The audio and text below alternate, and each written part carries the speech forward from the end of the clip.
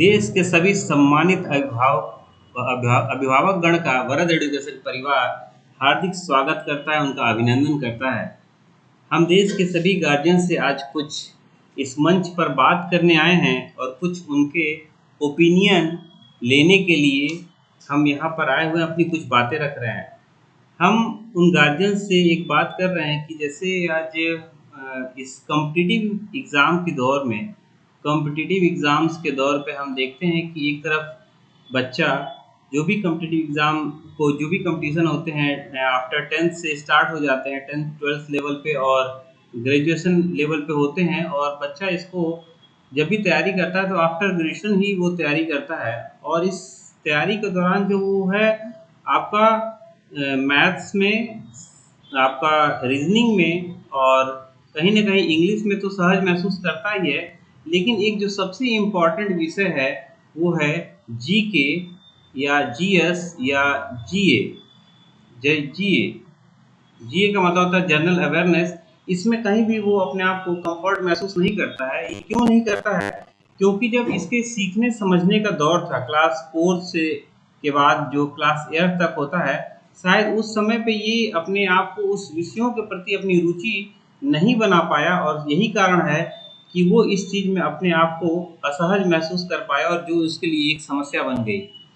तो ये दौर क्या है, 8वीं से 4th से और 8th के बीच ही इन चीज़ों की समझ क्यों पैदा होनी चाहिए। और हम सिर्फ जीके की बात नहीं कर रहे हैं, हम जीके के साथ साथ चाहे मैथ्स हो, चाहे आपका इंग्लिश हो, कोई भी ऐसा सब्जेक्ट जो उस एग्ज़ाम में आने ही वाले हैं, उस एग्ज़ाम को सीखने और उसके बारे में समझ पैदा करने की सबसे अच्छी उम्र क्लास 4 से 8th ही होती है।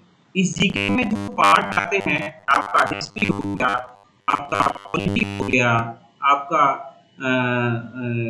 ज्योग्राफी हो गया, ऐसे सब्जेक्ट्स को बच्चा पहले जो है सही तरीके से नहीं समझ पाता है, क्योंकि गार्जियन भी कहीं ना कहीं सिर्फ मैथ्स, साइंस, इन्हीं सब सब्जेक्टों को और इंग्लिश पढ़ने के ऊपर फोकस करते हैं, और कहीं ना कहीं इसी कारण जो है ये सारे सब्जेक्ट्स जो है बच्चों के छूट जाते हैं, उन पे वो फोकस नहीं कर पाते हैं, जबकि आने वाले एग्जाम में ये सबसे महत्वपूर्ण पार्ट बन के उभरता है। तो कहीं ना कहीं ये गलती हो जाती है। और सच कहें तो 9 से तो रेस स्टार्ट हो जाती है, अंकों की रेस, अंक प्राप्त करने की रेस, जैसा हमारे माननीय प्रधानमंत्री जी भी कहते हैं, अंकों की रेस। और इस रेस को आप नहीं जीते, अगर आप अंक नहीं प्राप्त किए तो आप सफल नहीं माने जाएंगे, जो कि कहीं ना कहीं तरीके से एक गलत साबित हो रहा है। आज हमारे देश में एक नई शिक्षा नीति की बात करी जा रही है, और शिक्षा नीति में क्या कहा जा रहा है कि आफ्टर क्लास 6 से ही जो है आपको कोडिंग सिखाई जाएगी। कोडिंग क्या है? इसमें कंप्यूटर बेस्ड सारा जमाना हो गया, और इसमें अगर आप सही समय से आप सीखते हो तो शायद वैश्विक रूप में आप जो है अपने आप को ग्लोबली फिट कर पाओगे और विश्व के साथ अपना ग्रोथ कर पाएंगे। तो यहाँ पे एक छोटा सा आपको हम एक नज़ारा दिखा रहे हैं। जैसे अगर बच्चे को हम न्यूज़पेपर के बारे में बताएं, न्यूज़ क्या होता है और पेपर क्या होता है, इसके बारे में अगर हम बताएं कि बेटा न्यूज़ क्यों पढ़ा जाए, तो सबसे पहले इसको हम फिगर के माध्यम से दिखाते हैं कि न्यूज़ होता क्या है। तो यहाँ पे देखिएगा, N for north, east, E for east, S for south और W फॉर वेस्ट। अगर इनको चारों को जोड़े तो क्या है, इन चारों दिशाओं में जो भी हमारे देश वर्ल्ड में घटनाएं होती हैं उनका पेपर, P का मतलब होता है पास्ट, P का मतलब होता है प्रेजेंट और R का मतलब रिपोर्ट। उन पर जो भी बीत गई और आज वर्तमान में जो भी चीजें हो रही उनका जो रिपोर्ट होता है वही तो न्यूज़पेपर होता है, क्योंकि भविष्य के बारे में तो उनकी जानकारी होती नहीं है। तो ऐसे हम इन बच्चों को कुछ अच्छी चीजें सिखाने के लिए जो है एक इन समस्याओं को देखते हुए एक मंच तैयार कर रहे हैं, एक कोर्स स्टार्ट करना चाहते हैं जो पूरी तरीके से ये कोर्स हमारे वहाँ फ्री होगा। ऐसा नहीं है कि इसके लिए कोई चार्ज लिया जाएगा, और इसके लिए गार्जियंस की कुछ हम ओपिनियन लेना चाहते हैं। इसको थोड़ा हम और डिटेल में देखते हैं। हम आपको थोड़ा सा डिटेल में समझाते हैं कि जैसे एक भवन है, भवन की जो सबसे बेसिक जो चीज़ होती है वो होती है उसकी नींव जो उसकी बेस होती है। अगर मजबूत नहीं बने तो शायद उस पर कोई भी भवन एक अच्छा भवन नहीं बन सकता है। और अगर इसका जो बेस होता है क्लास 4 से 8, क्योंकि इससे क्लास 4 से पहले तो बच्चा जो है चंचल होता है, क्लास 4th में आके थोड़ा सा सीरियस होता है, और क्लास 8 तक का बच्चा जिसका माइंड पूरी तरीके से ब्लैंक होता है, उसमें वो अपनी अच्छी चीज़ों को सीखता है, भरता है, और हमारी ये जिम्मेदारी बनती है कि उनकी इन चीज़ों को बेस को मजबूत बनाएं, उनका जो फंडामेंटल है उनकी फंडामेंटल क्लियरिटी जो है एकदम सही रखें। और जब बच्चे का फंडामेंटल क्लियर होता है तो वो उस नींव पर एक जो चार दीवारें खड़ी होती हैं, 9, 10th और 11, 12th नामक जो चार दीवारें खड़ी होती हैं, वो 4 इंच की मजबूत कमजोर दीवारें नहीं होती हैं, बल्कि 9 इंची की मजबूत दीवारें खड़ी होती हैं। और जब बच्चा का सारा फाउंडेशन सारी चीजें मजबूत होती है तो बच्चा उस मजबूत दीवालों पर एक मजबूत छत का निर्माण करता है। और अगर उस छत को कहें तो वो छत होता है ग्रेजुएशन। वो ग्रेजुएशन बहुत ही अच्छे लेवल में करता है। उसको पता होता है कि अगर हमने हमारी तैयारी अगर बायो फील्ड से हुई है तो उसको पता है कि हमको मेडिकल के फील्ड में जाना है, वो एमबीबीएस करता है।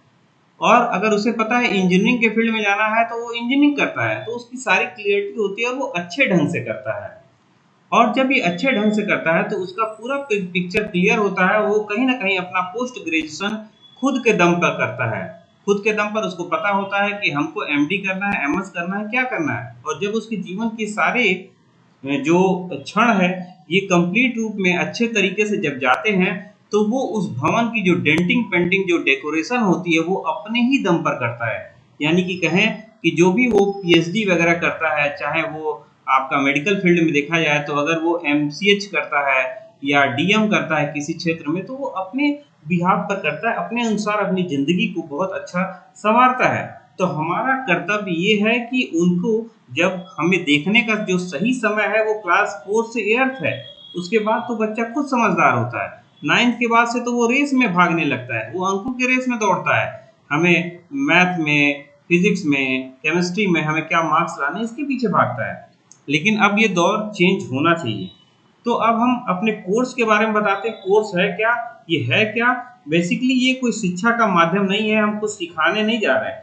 हम सिर्फ एक ट्रेनिंग, एक ये प्रोग्राम है, हम ट्रेंड करने जा रहे हैं बच्चों को। उनको सही एक दिशा देने का हम प्रयास करते हैं, प्रयास करना है हमारा। अगर वो उस दिशा में अगर वो अपना कदम शायद बढ़ेगा तो वो अपने टारगेट को हमेशा अचीव करेगा और वो हमेशा मोटिवेट रहेगा। ये क्यों जरूरी है ये प्रोग्राम? क्योंकि अगर इस प्रोग्राम को वो करता है बच्चा तो उसका तो पहले तो सेल्फ का बहुत अच्छा डेवलपमेंट होगा, उसका विकास होगा। और जब उसका विकास होगा, वैचारिक स्तर पे सारे विकास होंगे, तो वो अपनी सोसाइटी, अपनी समाज के लिए बहुत ही एक अच्छा योग्य नागरिक बन के निकलेगा। और सिर्फ समाज के लिए नहीं, वो समाज का अंग है तो वो देश के लिए भी बहुत ही कारगर साबित होगा। अब बात करते हैं कि ये कब होना चाहिए प्रोग्राम। इसके लिए क्लास 4 to 8 ही क्यों इम्पोर्टेंट है? क्योंकि जो बच्चे का माइंड होता है वो क्लास 4 to 8 के दौरान एकदम पूरी तरीके से ब्लैंक होता है, एक पूरे कागज के समान होता है जिस पर कुछ भी लिखा जा सकता है और पूरी तरीके से रिलैक्स होता है, वो सीखता है। उसको भागने की जल्दी नहीं रहती, वो सीखने का दौर होता है। तो इसको सबसे सही समय यही है, उचित समय यही है जब हमको उसका संरक्षण करना है और जब हम उसको बताना है। और यहाँ पर एक बात और कहूँगा कि गार्जियन, अभिभावक से मतलब सिर्फ माता और पिता नहीं है। मैं उन सभी भाई बहनों को उनका अभिभावक मानता हूँ, उन बच्चों का जो क्लास 4 से 8th में है और जो उनसे ऊपर के जो भी उनके भाई बहन हैं वो उनके गार्जियन हैं। अगर आपको हमारी ये बात अच्छी लगी तो आप कमेंट बॉक्स में हमको अपनी राय जरूर दीजिएगा कि क्या हमको हमारा ये प्रोग्राम आपको सही लगता है, हमारी बातें आपको समझ में आती हैं और क्या हमें ये स्टार्ट करना चाहिए। तो इसके बारे में कमेंट बॉक्स में जरूर लिखिएगा, क्योंकि आपकी इस कमेंट के द्वारा ही हमारा उत्साह वर्धन होगा और हम इसमें शायद सही दिशा में सही काम करेंगे। और चूंकि ये फ्री है, टोटली फ्री है, जो प्रतिदिन आपको दिया जाएगा और ज़्यादा नहीं, आपसे 5 से 10 मिनट लिए जाएंगे और शायद आपके बच्चे के लिए अच्छा होगा साबित।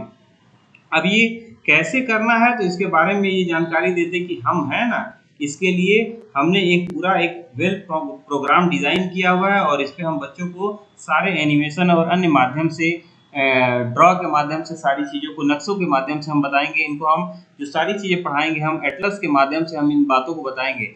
और अगर आपको हमारी बातें समझ में आई हो गार्जियन तो आप हमें कमेंट्स बॉक्स में इन चीज़ों को ज़रूर बताएं, जिससे हम अपने आगे की प्रक्रिया को स्टार्ट कर सकें। आशा करते हैं कि आपको हमारी बातें समझ में आए होंगी। तो इसी के साथ मैं देश के सभी अभिभावक का और सभी उन बच्चों का मैं हार्दिक अभिनंदन और स्वागत करता हूं, उनका धन्यवाद करता हूं कि उन्होंने धैर्यतापूर्वक हमारी बातों को सुना, समझा। और मिलते हैं फिर नेक्स्ट सीरीज में, तब तक के लिए धन्यवाद। जय हिंद, जय भारत।